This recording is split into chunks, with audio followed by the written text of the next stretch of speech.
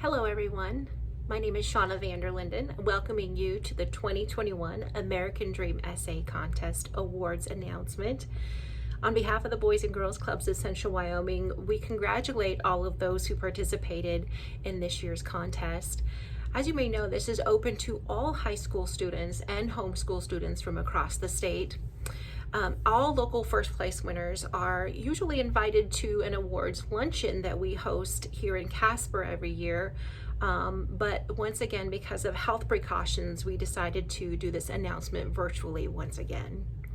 Now, a little background on this contest. Sir John Templeton, he was a pioneer in financial investments and philanthropy.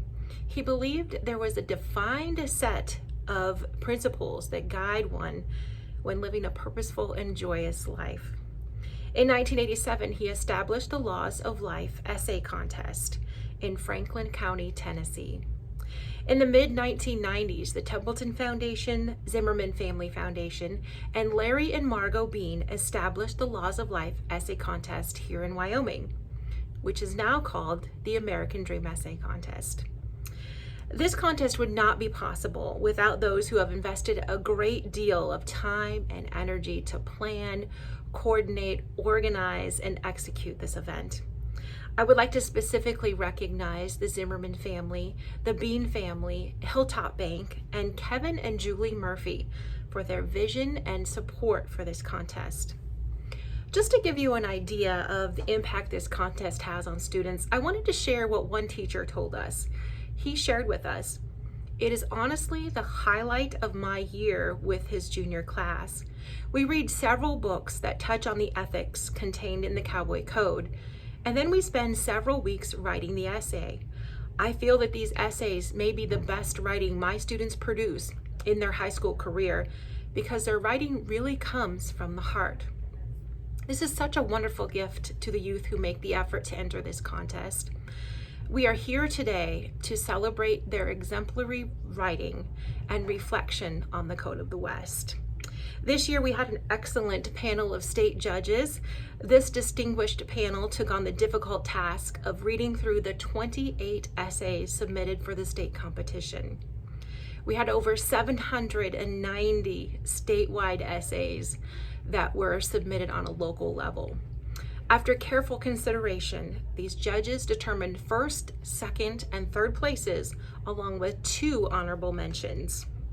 So thank you to Heather Boyles, Jennifer True, Dr. Chad Hansen, Lee Karen LeBay, Justine Foreman, Dr. Jason C. Thompson, and Bobby Barrasso. These judges took on the task of evaluating and ranking all of the local first place winners. Today, we honor each of those local winners who will receive $300. You will also receive a commemorative American Dream Essay Contest book with each of the first place winning essays published. In addition, we honor all of the teachers who participated in this voluntary event. The committee is extremely grateful for the time, dedication, and commitment each of you has demonstrated while impacting students through this contest. Let's get to the winning essays, shall we? We will start with honorable mentions. Last year, the committee noticed that there were so many essays that deserve recognition that they wanted to add 2 more award categories. There are 2 honorable mention winners. They will each receive an additional $1,000. They are from Kelly Walsh High School, Barrett Lloyd, with teacher sponsor Christy Becky. And from Wyoming Virtual Academy, Jolie Strahan, teacher sponsor Rita Hausman. Congratulations to both of you for your great work. To announce the third and second place winners, I will read an excerpt from each before announcing who the author is. From our third place essay. Later that afternoon, Dad came back to the barn. The calf was now warm enough to have a full range of motion of its head and limbs. As he entered, an absolute look of astonishment lingered on his angular face. His cheeks were flush, and a royal blue stormy Cromer hat stretched over his head and ears. He didn't say anything, but he didn't have to. I felt a sense of pride in myself, and at that moment, no longer felt the need for his. I had created an outcome for myself, and that was enough. Wow, Jordy, you made a good call. I don't know how you did it, but I'm proud of you, he stated in approval. A smile ran across my face, understanding what I had just accomplished. I knew that he was truly impressed with what I had done, even if it was difficult for him because of the reminder of my mom. I turned to the calf, whose head picked up to meet my glance. The calf is going to make it now. I don't know if it will lose any hooves or ears, but the calf is alive, and that's what matters, he acknowledged once again. He then proceeded toward me, giving me a firm hug. Cowboys can be rare, but nevertheless still completely valued. While this select story seems to mesh together quite a few of the morals, it especially displays talk less and say more. This story alone was a moment in my life where I achieved one of my hefty goals. But when the moment came, I didn't even feel the need for it anymore because I had achieved that feeling in myself. My dad is a traditional cowboy, living each day and tending to his own. While my parents' separation was very harsh and a rough time for my family, this was an instance that helped me advance past some of the old pain and feel like I could be the best of both parents and still be valued. To this day, my dad and I still have a very complex relationship, one that swings back and forth like a pendulum. But just like the best cowboys, at the end of the day, we always seem to be in a spot where I know he values me and I can look to him. I don't want to give the wrong impression through my particular experiences. Being a cowboy doesn't mean one has to sit on a horse or live the West. Cowboys are any that live each day by a set of morals, and that gives everything their all. Whether it is their life or land, they tend to it. If it's a promise, it is kept. And most importantly, in my mind, if it needs to be done, no matter how hard or uncomfortable, they do it in the utmost quality and ambition. Our third place essay, titled Achieving by Not Speaking, was written by Jordy Knutson from Buffalo High School. She will receive $2,000 in addition to her local earnings. Her teacher sponsor, Karen Blaney, will receive an additional $500. Now, from our second place essay, why would God let this happen to me? I was so unhappy and scared that I began to lose hope in myself. The cold blanket that started to make me shiver, not being able to speak because my throat was all cut up from when they pulled the respirator out of me, and the feeling of isolation. I was utterly alone. As I sat there, I tried closing my eyes and forcing myself to sleep. I was not able to. I often wonder if it was because of all the adrenaline I had from being so scared. Or maybe it was from being so cold that I was jackhammering. Or maybe it was because I had been in a coma for the last 14 days, so sleep wasn't really an issue. To this day, I still don't know the answer. As I sat there, I realized that nobody was coming to save me. I was in hell. It wasn't too long after that night that I found myself on the top floor of St. Vincent's Hospital. I had made leaps and bounds, and within 2 weeks after waking up, I had the doctors and medical professionals already talking about releasing me. And within a week, I was discharged from the hospital. I still had to go through physical, occupational, and speech therapy. This was another mental battle that I had to fight. When it came to therapy, when I was hit with the shot put, my brain had literally reset itself, and I had to relearn everything, from how to put on clothes, to eating, to trying to write, to even relearning how to talk normal. To this day, I still catch myself stuttering and stammering. Remember my right arm that I couldn't move? Well, the shot put had hit the left side of my brain and completely destroyed the whole right side of my body. I slowly started to gain back strength, and because of my great progress, within a year, I didn't need to go to therapy anymore. Just because I had made it out of therapy and was having great success doesn't mean I didn't have my struggles and hardships. The road to recovery is a long-lasting race that I ran completely alone. In order to overcome and make myself better than what I once was, I had to go to war with myself and go back to that dark place in my mind. That is how I made such significant progress. I often go back to that night I was in the ICU, the coldest and loneliest I had ever been. I go back and I dissect every part of that absolute hell. I think that I could have died from that accident. I should have died from that accident. It's a miracle that I'm here today. If I ever get upset over the little things, I think of the memory where I almost died, both physically and mentally. Physically, the actual accident of the shot put hitting my head, and mentally, the battle that I fought with myself the night I woke up from my coma. It's extremely important that I live by a code. The code that reminds me that I am not what I was that night. I live each day with courage, no matter what life decides to throw at me. I will hold the line. I have to hold the line. With his essay, Can't Break Me, second place goes to Leo Horson of Meeteetse High School.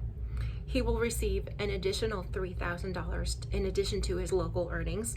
His teacher sponsor, Molly Potus, will receive $750. And now for our winning essay. In its entirety, a little bit of a warning, this essay does contain some sensitive details and may be triggering for some people. Change is an inevitable part of growing up.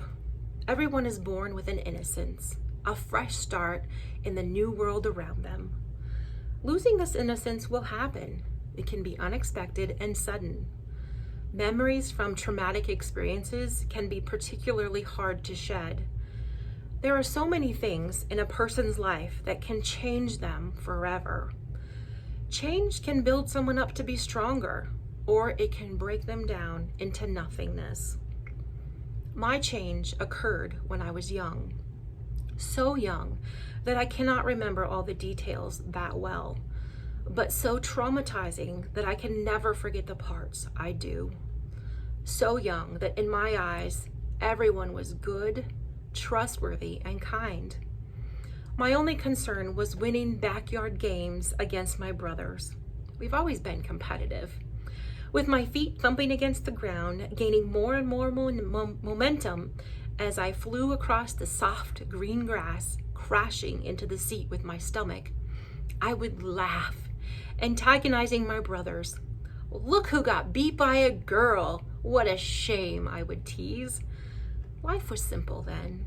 My brothers always knew how to make me laugh, how to take care of me, and protect me from the other kids at school. They even taught me how to ride my first bike. So many things they did have shaped me into the person I am today. There were some things, though, they couldn't protect me from. Things that were entirely out of their control. They were too young to understand what was happening. So was I. Too young to know how to protect myself against all the ugly things in the world. Too young to understand how to run. Too young to speak up about everything that had occurred in that bedroom when I was 4. I was too young to know that this would forever change me and the way I still view the world. Too young. My mind always ends up crawling back to the past. Sometimes certain things trigger me. The anxiety attacks when I've been away from my mom for too long. Thoughts that had never occurred to me when I was younger now consume every ounce of me, pushing me further under the sea of fear and uneasiness. There are times when all of this disappears, where I can finally come up and take a breath of air. When I'm with friends or family, I feel free to enjoy the fantastic people surrounding me. who care for me enough not to shame me for my past. Though it's not my fault. I don't believe that it's my fault that I was chosen to be put in the position of having to tell my story to a police officer at such a young age, to learn how to push away my tears and face the truth. I don't believe that it's my fault that a good family friend ended up appearing in my worst nightmares. He was a man whom my mom had trusted with my brothers and I. He will forever be a part of a story that horrifies me. Not just any horrible story, mine. The world isn't the same as it used to be. Either I have to be strong and fight my way through, or fall and let all of my emotions crumble down on top of me. As I am maturing through life and adjusting as a high schooler, this story has felt more and more impossible to tell. I don't want to be looked at differently by my peers. I'd made the decision all these years to hide, to shut down, and to pretend that I had a normal childhood. The truth is, though, my story is tragic and unforgettable. Yet it has happened to so many young people, too young. Having to worry about someone finding out your deepest secret is so worrisome and exhausting. A day doesn't go by when I don't think about what has happened to me, though it was years and years ago. However, some parts are so hazy, while others are so unforgettable. I will always remember the smells of my past that steal my mind from reality. Even when the scent isn't there, I can still feel it. I can feel the smell of cigarette smoke seeping into every pore, clinging to my clothing, though I couldn't smell it on myself until I had left his house. I can feel the smell of cigarette smoke on his hands which suffocated the sounds of my scream when I cried for help. I can feel the scent of freezer-burned ice cream filling my nose as he scooped it out, placing it carefully into just 2 bowls, one for my older brother and one for my younger. I can feel the sound of his voice saying, "Here is some ice cream. Your sister and I will be back. Stay here." I didn't know what was happening to me. I didn't know it was all wrong. All I knew was it didn't feel right. I hadn't even started kindergarten. I didn't know what was happening at all. I was clearly confused and scared to face the truth. The more it happened, the more I realized this wasn't right. I was afraid to tell my mom. Maybe she wouldn't believe me. Perhaps she wouldn't love me anymore because what had happened to me was so disgusting. I finally decided to. I took my grandma and my mom back into my grandma's bedroom and told them everything. I told them that it had been happening for a while and I wasn't sure if it was right or wrong, but it didn't seem or feel right. I wanted it to stop.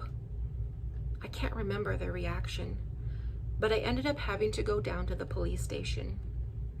The pungent smell of coffee brewing spewed into my nostrils as they sat me down at this round table and set 2 pieces of paper in front of me, one showing the front side of a person and the other showing the back. I remember a female police officer asking questions. "Can you point to where he touched you?" I pointed out all of the areas. Now, I don't remember where he touched me. All I remember was his smoky hand that would cover up my scream. That would quiet me down so my brothers could eat their freezer-burned ice cream. I'm thankful I don't remember much that happened inside of that bedroom. Maybe I would be a different person now, more afraid of everything in the world if I did. It's taken a while, but now I have courage. I have the courage to tell this story. I have the courage to do things on my own and push through my comfort zone. I have the courage to remember and reckon with the memories I forgot I had. I've never told my story to anyone with this much detail and heart. I never had the courage to say how this has changed my entire view of the world or how I am a stronger person because of it. I am not alone. 1 in 9 girls and 1 in 53 boys under the age of 18 experience sexual abuse or assault at the hands of an adult.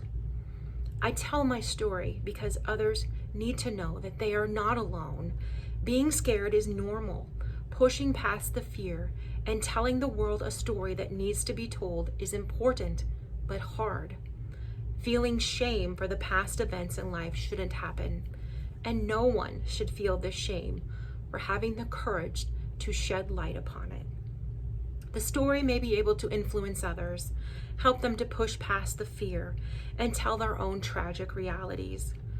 Courage isn't something that can be taught. It is something that must be found from within. The essay titled Too Young was written by Lillian Bird from Natrona County High School. Lillian will receive $5,000 in addition to her local earnings of $300 for this brave essay. Her teacher sponsor, Becky Sondag, will receive an additional $1,000. And with that, I would like to say congratulations once again to all of the students that participated in this event, and we hope to see you again next year.